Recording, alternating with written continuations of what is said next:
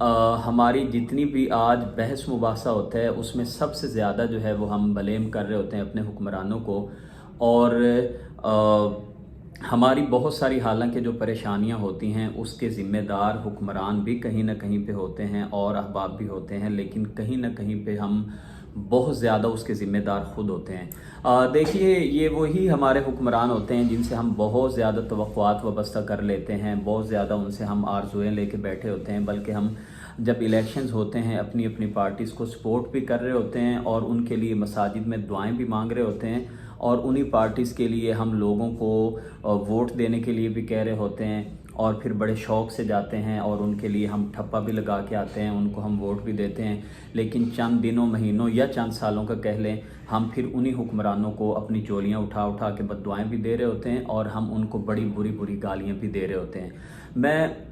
हमारी जो बिलखुसूस जो महंगाई का हमारा अज़ाब है, जिस वजह से हर आदमी परेशान है, कोई बच्चों की फ़ीसें नहीं पूरी कर रहा, किसी के बिजली के बिल पूरे नहीं हो रहे, कमा थोड़ा रहे हैं लेकिन अखराजात ज़्यादा हुए पड़े हैं। ये सारी जो चीज़ें हैं, मैं इसमें चंद जो बड़ी बुनियादी बातें हैं वो आपसे ज़रूर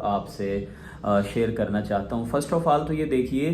कि याद रखिए कि हुक्मरान हमारी तवक्कुआत पे पूरा नहीं उतर सकते। पहली बात ये है, आप अगर तारीख़ उठा के देखेंगे, आपको हमेशा जो हुक्मरान हैं उनकी अच्छाइयाँ कम नज़र आएंगी। जो चंद इस्तिस्नाई सूरतें हैं, ये चंद एक को निकाल के आपको हमेशा से यही मालूम होता है कि जितने भी हुक्मरान हुए हैं उनके जो वादे होते थे वो उसमें से बड़ा एक थोड़ा सा हिस्सा शायद वो पूरा करने में कामयाब होते हैं और कई तो वो भी नहीं कर पाते। तो इसीलिए हमें इन पे ज़्यादा उम्मीदें नहीं रखनी चाहिए। और बिलखुसूस जो हमारे पाकिस्तान की एक सियासत है और हमारी जो मुल्की मुआशी हालात हैं, जो पूरी दुनिया के साथ आपके फ़िनांशियली प्रॉब्लम्स हैं, और मैं इसमें आज हम रोना रोते हैं ना कि हमारी महंगाई बढ़ी है, फ्यूल प्राइसेस बहुत ऊपर चली गई हैं। मैं एक सवाल आपसे करना चाहता हूँ कि देखें, जब आपकी अपनी मुआशी पॉलिसी ही कोई ना हो, जब आप की सारी मुआशी पॉलिसी IMF चला रहा हो, वर्ल्ड बैंक चला रहा हो, और वो क्यों ना चलाए, जब आप किसी से कर्ज़ लेते हैं और फिर जब आप कर्ज़ लेने जाते हैं तो वो बंदा आपसे यही बात पूछता है कि यार ये बताओ कि आप मुझसे 2-3 लाख अगर ले रहे हैं तो आपका सोर्स ऑफ इनकम क्या है, कहाँ से आप मुझे वापस करोगे। और अगर उसको पता हो कि इसका तो काम ही कोई नहीं है तो कभी वो बंदा हमें कर्ज़ नहीं देगा। वो पहले हमारे सारी चीज़ें देखते हैं कि इन्होंने हमें कहाँ से वापस करना है, फिर वो अपनी शराइत भी मनवाते हैं। और फिर इसी तरह आप देखें कि हम जो एक दिन का 700-800 करोड़, या शायद मैं अगर गलत ना हूँ तो एक अंदाजे के मुताबिक हम इतना सूद दे रहे हैं, सिर्फ सूद दे रहे हैं, कर्ज़ नहीं दे रहे, और डॉलर्स में हमने सारा कर्ज़ लिया हुआ है। और जैसे जैसे डॉलर हमारा ऊपर जाता है, रुपया हमारा डी वैल्यू होता है, तो ज़ाहिर बात है हमारा सूद भी बढ़ता जा रहा है। तो हालात जब ये हों कि आप अपना कर्ज़ नहीं उतार रहे, सिर्फ कर्ज़ पे सूद अदा करने के लिए भी आप कर्ज़ मज़ीद ले रहे हैं, तो फिर मुझे बताइए कि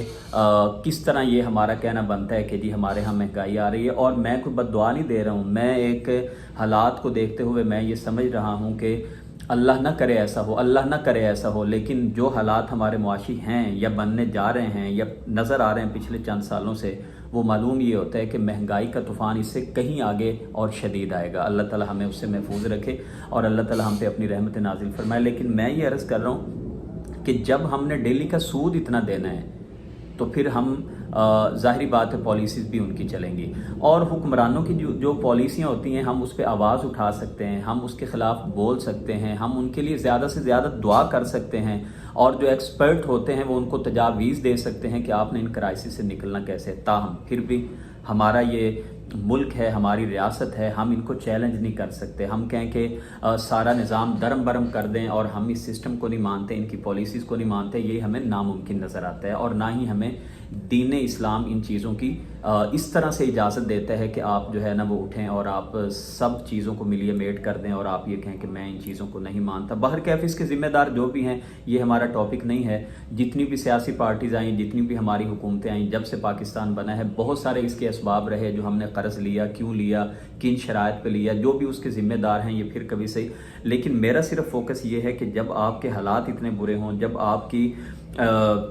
ایکسپورٹ بالکل نہ ہو، جب آپ کی امپورٹ پہ سارے معاملات چل رہے ہوں۔ ایک رپورٹ کے مطابق پاکستان میں تقریباً 2.5 کروڑ کے قریب گاڑیاں چل رہی ہیں، جی ہاں 25 ملین کے قریب، اور ساری گاڑیاں آپ کی باہر سے آتے ہیں، اور ہم اتنے شہنشاہ لوگ ہیں کہ ہم اپنے جو لوکل ٹائر ہیں وہ گاڑیوں کے چینج نہیں کرا سکتے۔ ٹائر آپ باہر سے منگواتے ہیں، ایک ایوریج جو منیمم آپ نئے ٹائر چینج کرتے ہیں گاڑیوں کے وہ 40-50 ہزار سے کم نہیں آتے، بالکل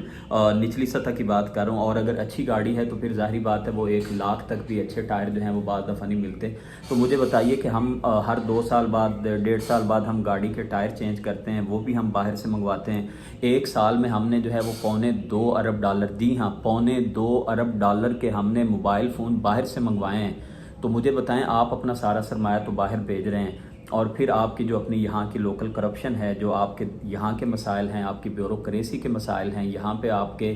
جتنی بھی چیزیں ہیں وہ آپ سنتے رہتے ہیں۔ تو ان تمام باتوں کے ہوتے ہوئے پھر ہم یہ شکوہ کریں کہ حکمران ایسا کر رہے ہیں، تو میرا خیال ہے کہ ان کے لیے ہم دعا کرتے ہیں کہ اللہ تعالیٰ ان کو عوام کے لیے، عوام کے کام آنے کی توفیق دے۔